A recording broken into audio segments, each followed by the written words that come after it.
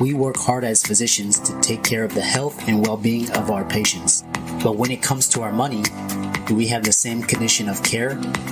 Probably not. Let's change that together. Welcome to the Financial Freedom for Physicians podcast, where we'll fight and advocate for your financial literacy. As always, I'm your host, Dr. Christopher Liu. Thanks for being here. Let's jump into the show.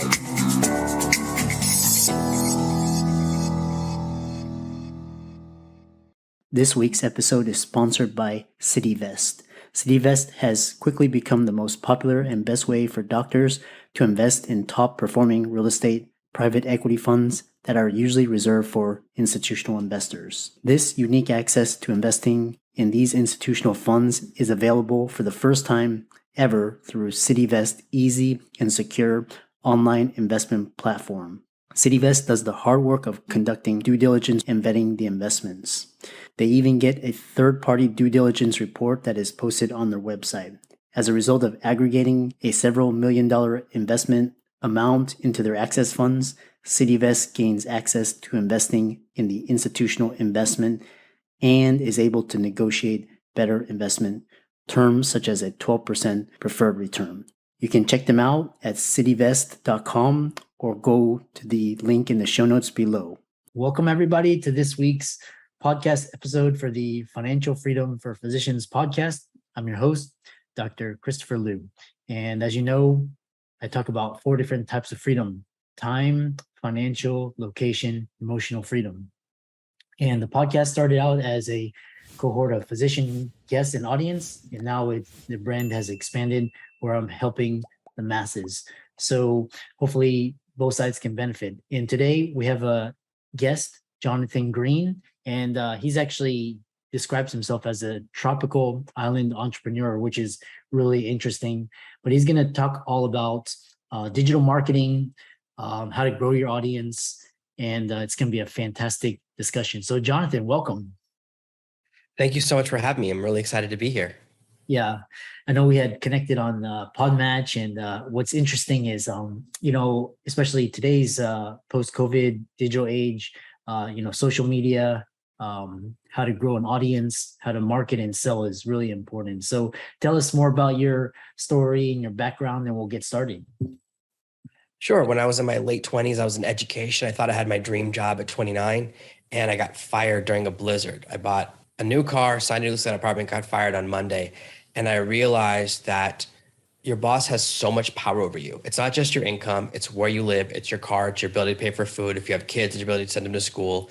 And I've seen this happen to friends of mine where they had these really big jobs at great corporations. And one of my friends went from a 4-bedroom house to 2 $80,000 cars to a studio apartment where they were dealing with a black mold problem because they couldn't afford a clean apartment.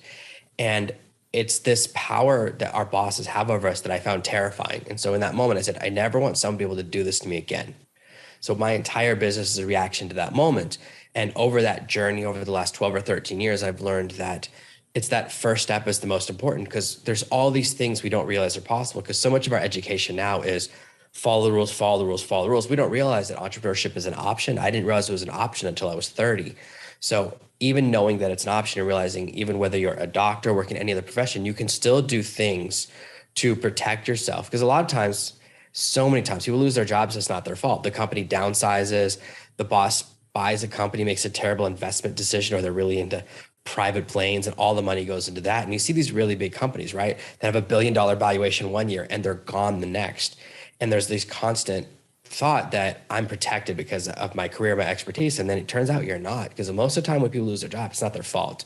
So my entire career has really been built around that moment and help people to understand that even if you have your job and love your job, your career is your job, and your career can be your business that you're growing. How can you get a raise? How can you improve your qualifications? How can you kind of protect yourself? But also, what do you do when things change or when you get tired or burned out? And I know, especially for doctors, like it's such a hard profession. I have a lot of friends who went into that field and going through, all the years of internship and stuff, and there's so much stress. And it can be exhausting because doctor is a great job, but it's also a time for money job. So you have to work more hours if you want to make more money. And there's, again, that freedom to life ratio. So that's really the part that I'm passionate about. So that's where my career started in 2010. And since then, I started off creating products and writing books and blogging, and it just kind of grew from there into going to a lot of other directions online. But it all started with that moment of getting fired from my dream job. That's really interesting. I think 2020, everybody, was a wake up call. The government can just shut down the economy just at a whim. So, and I think people are just waking up. The Great Resignation. So, one interesting thing is what is the main reason new entrepreneurs fail to gain traction? There are kind of two things that happen. They're internal, external. I think the first thing that happens is distraction. There's so many different things you can do online that work. You can blog, you can podcast, you can start a YouTube channel, you can start a TikTok, you can start a Pinterest. They all work, but they don't all work at the same time. That's really what happens. People get excited. I see this in my customer base. People will buy a product and they go, I want to buy the next one. Like, did you finish the first one? So we don't finish the course. We get excited and we're in that excitement phase. And then the second problem is implementation. Most sales material, right? It says, oh, it's so easy. Starting a podcast is easy. Getting guests is easy. Growing traction is easy. And as you know, it's work. Because now that you have to record the episode, then you have to edit the episode, you have to add the before and the after, and maybe you have to clean up the music, and then you have to publish the episode, then you have to promote the episode. There's a lot more to it that sometimes we forget. So if we're not expecting it to be work, then it's really hard. Like, I have my dream life. I live in a really wonderful house. I never thought I would live in a house this nice. Never, never, never. We live on a tropical island on the beach. Right behind you, I'm watching the sunset on the beach. So I have like the perfect spot for me to have the great view, my dream. But I grind. I work 7 days a week to pay for that because I have 4 kids going into private school. There's always new surprises. My wife gets sick or a kid gets sick. I need to be able to take care of that. That's my responsibility. But it comes from understanding. Like, people go, why did you succeed when other people don't? I just put in the hours. And that's really important to understand, is that there's very few things that work without work. And sure, working online compared to like any job where you have to stand up all day, like, I couldn't do that. I couldn't be a roofer or a painter. I don't have that skill set. I have great respect for those jobs. I'm not able to do that. But it's the ability to put in the hours that separate those from C that don't. So unfortunately, people either their minds get distracted, they're trying lots of ideas, or they just don't sit down because they think it's going to be easy. It's like, oh, this is hard. I don't want to do it anymore. And then I realize it's hard, but not as hard as a lot of other jobs. Doc to Doc is a personal lending solution designed by doctors for doctors. We understand that doctors' financial situations change faster than an insulin drip in ketoacidosis.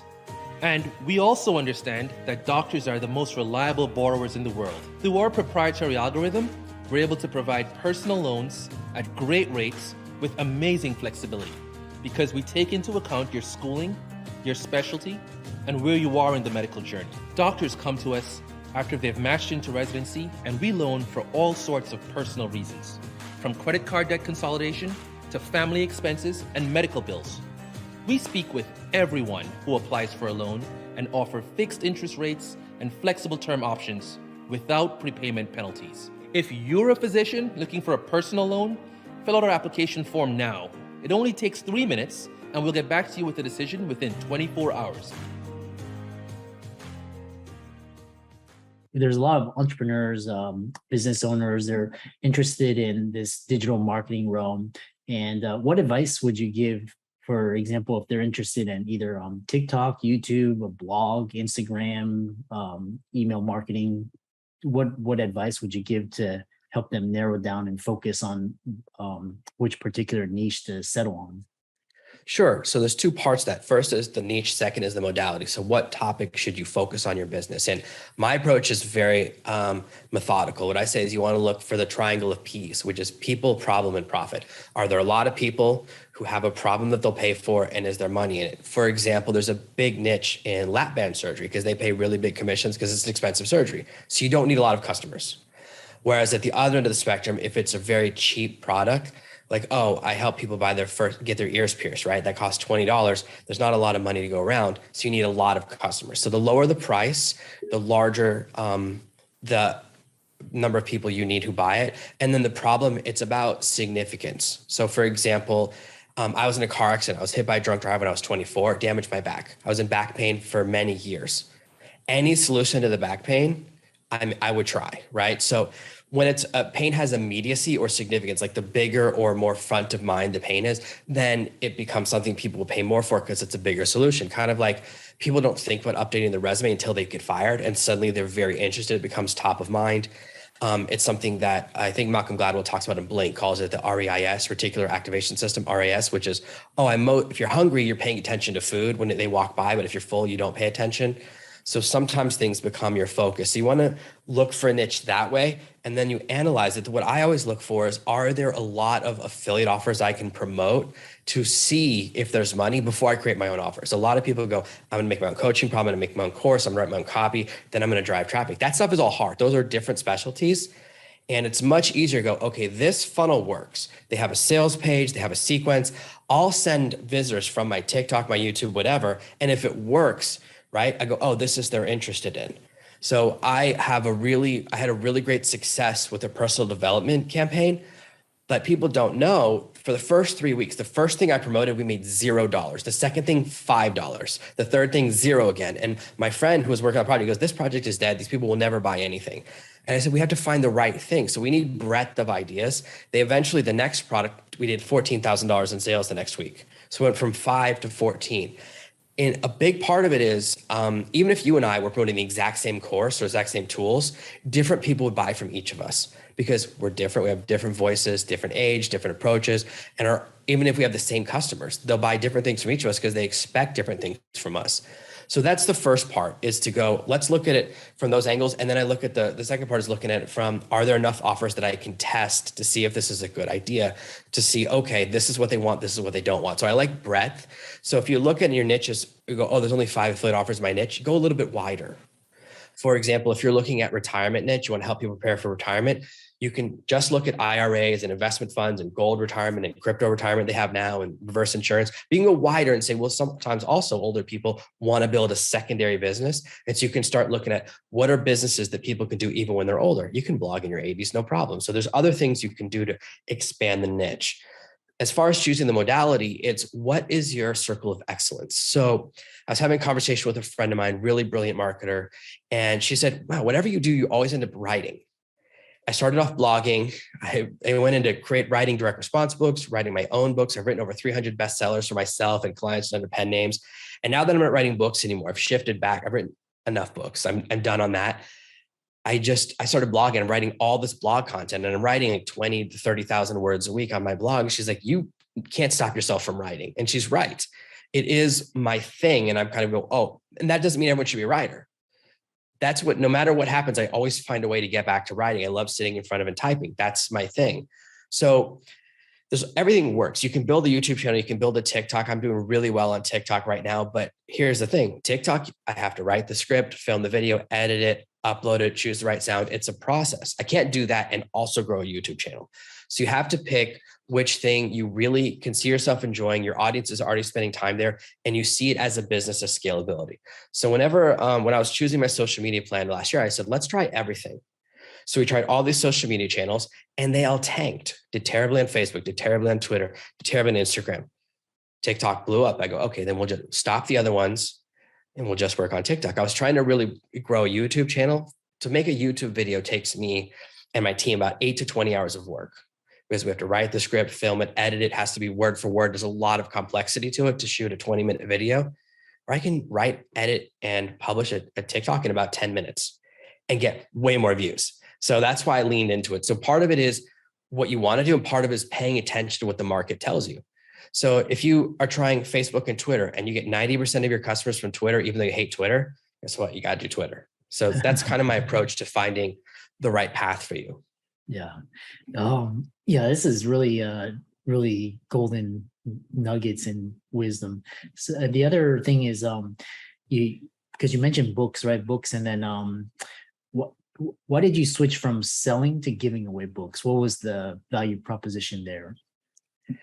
Yeah, I've always been in competition with other authors. So I was spending at least $5,000 a month on ads on Amazon to break even. So Amazon ads were really cheap when I started. Everyone found out about it and the prices just skyrocketed. Now they're more expensive than Facebook ads. So I can run a Facebook ad for less than Amazon. And people used to think of Facebook as the most expensive ads platform. So I was thinking about this. I read science fiction. I write nonfiction, but I don't read it because it's work, right? So if I read author A in science fiction, I'm still going to read author B. And I think about all my friends who have books on their walls. Like, the people who have like 20 dating books or 20 business books, they don't just buy one book from one author and lock into it. So I realized what I can do is create a circle of other authors whose books I like and who I like what they're teaching. Say, hey guys, let's work together and raise each other up. So I started with that mindset of what if I switch from competition to cooperation? And instead of focusing so much on Amazon, and I just started having trouble generating sales on Amazon at the same level. It's hard to maintain forever. I had been doing really well for 4 or 5 years. And I said, what if I just switch? And instead of selling my book, and I'm breaking even anyways, by the way, I'm not actually making money from the book, so I am giving it away. Just Amazon keeps the money. What if instead of charging the customer, I shift to a giveaway? Now, what's very interesting about books specifically is that books attract a particular type of person. Maybe you're the same as me. In high school, I had the friends who would talk about how they hadn't read a book in 2 or 3 years. Those are the friends who didn't get very far in life.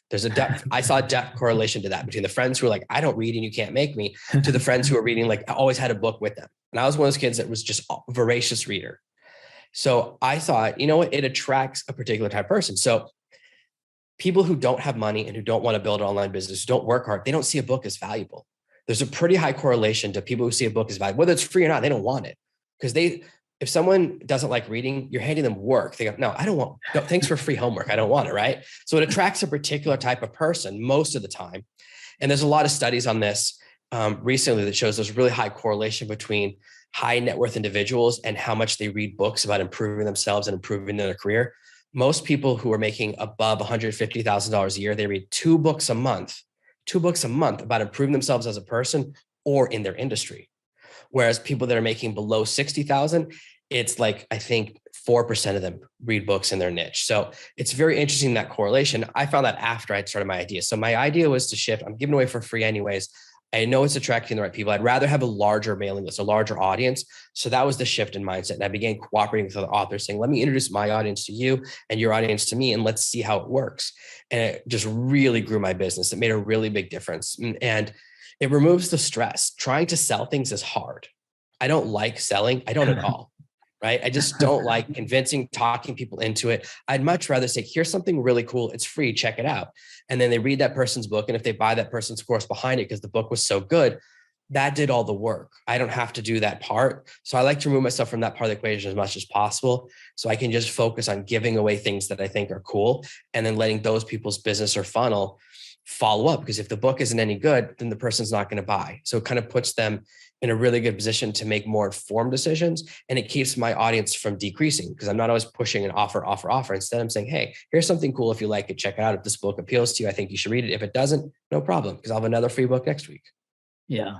There's I think it's the what you're describing is the freemium model. It's like, put out a bunch of good free stuff, and then the better stuff, like the most potent stuff, is after that, like the coaching or all of that. So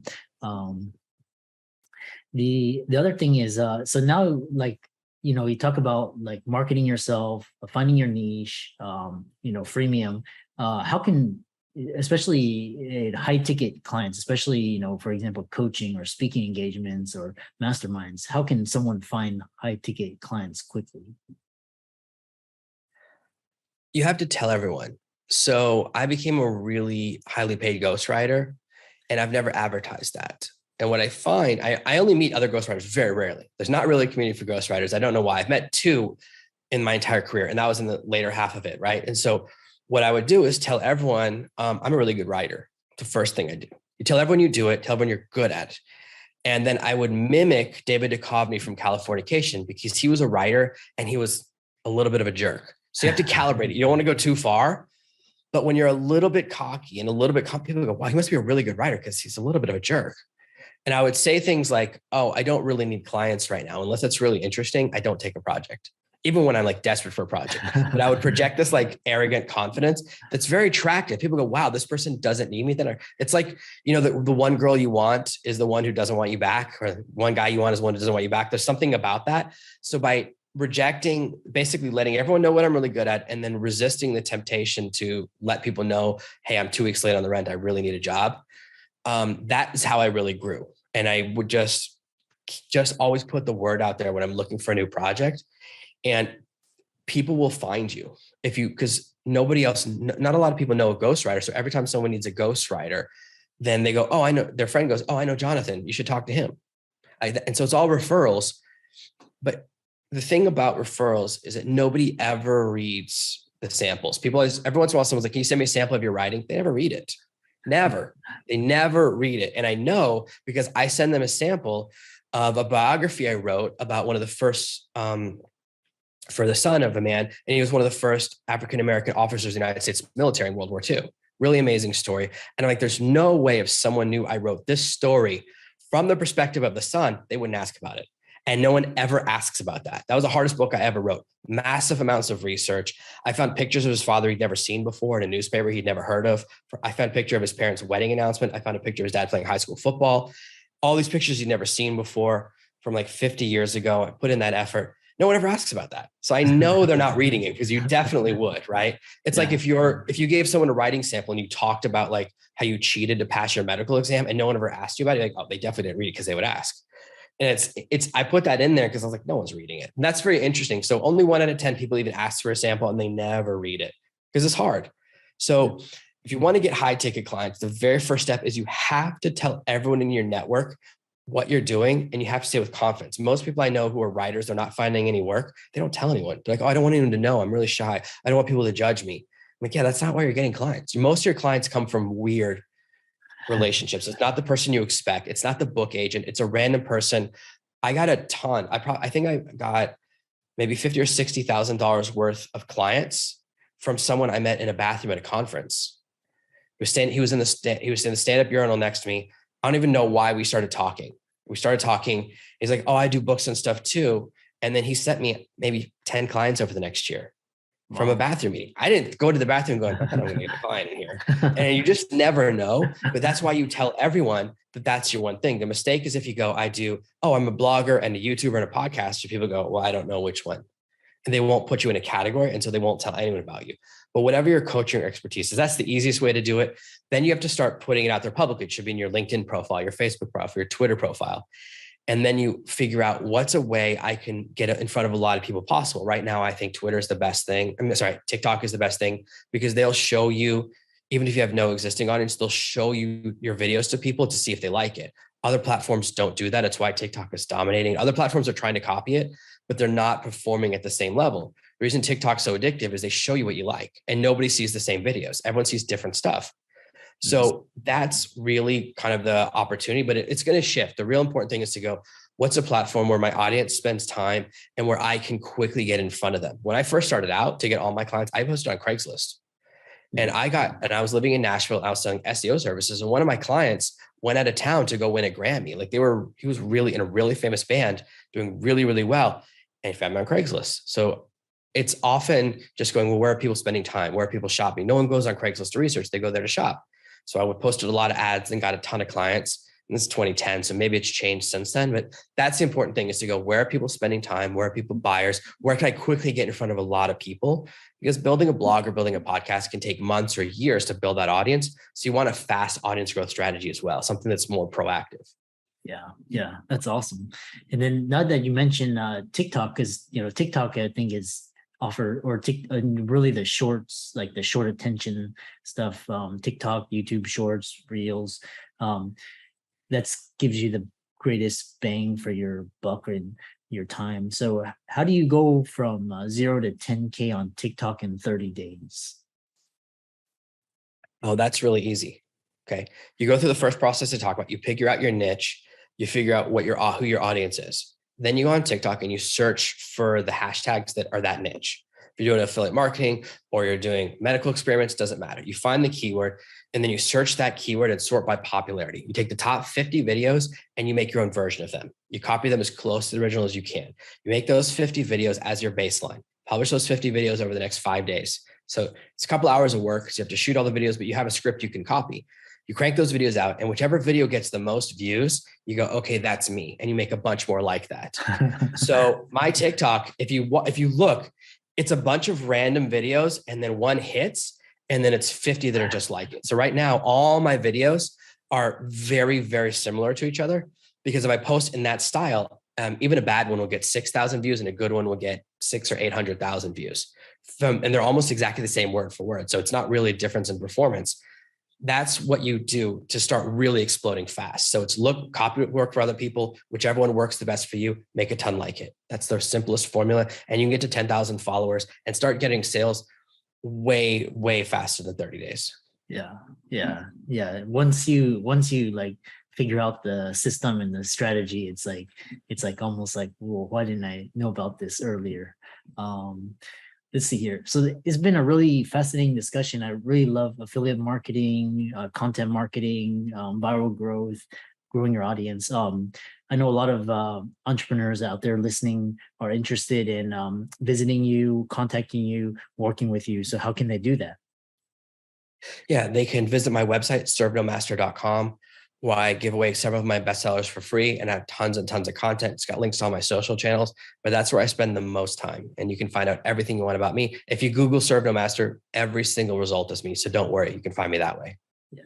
And for all the listeners out there, Jonathan's links and resources will be in the show notes. And so, Jonathan, thanks so much. I really enjoyed this conversation. You're such an expert in this area, and we look forward to hearing about your success in the future.